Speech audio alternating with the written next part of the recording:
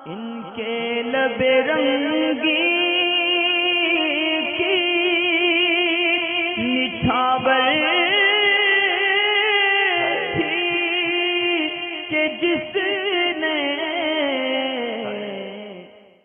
सजदे में जाते वक्त, यानी जो सजदा करते हैं जीन्स वाले लोग या टाइट पैंट वाले, तो सजदे में जाते वक्त कूल्हे के मकाम से पैंट जो है वो खिसक जाती है और सित्र औरत नज़र आने लगता है।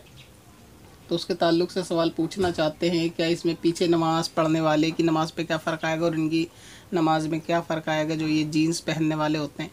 और आजकल जीन्स और पैंट बांधने का जो रिवाज है वो जिस्म से यानी आधी रानों पर ही बांधना शुरू कर दिया उन्होंने।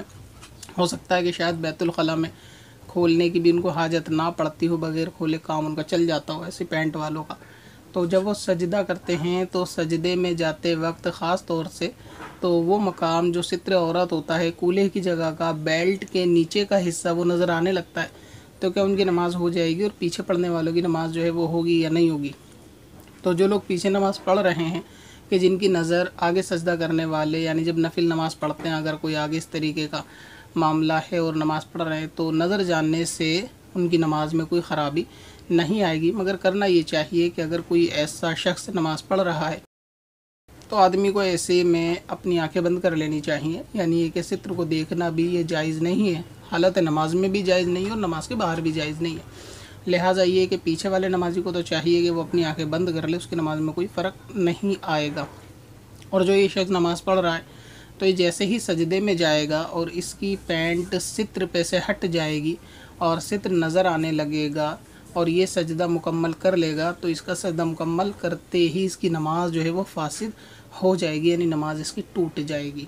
सित्र में यानी जिस्म में जो चीज़ का छुपाना ज़रूरी है, यानी जिसको सित्र औरत बोलते हैं, अगर वो नमाज में खुलता है धोखे से और 3 बार सुबहान अल्लाह कहने की तादाद खुला ही रहता है और उसको ढका नहीं जाता, तो ऐसी सूरत में वो नमाज जो है वो ख़राब हो जाती है, उस नमाज को दोबारा पढ़ना पड़ेगा।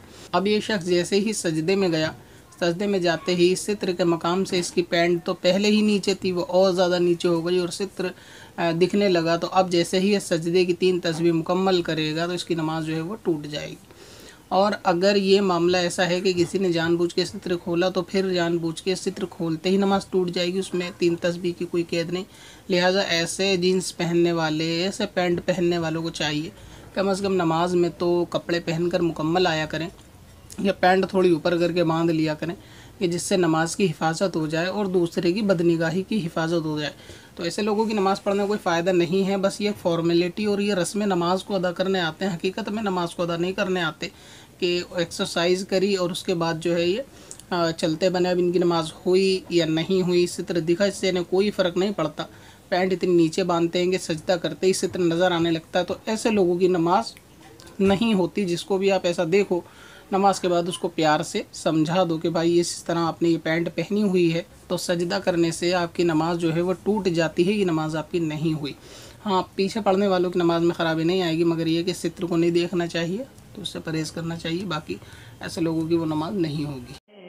पत्थर में हसन लाले पुरनवार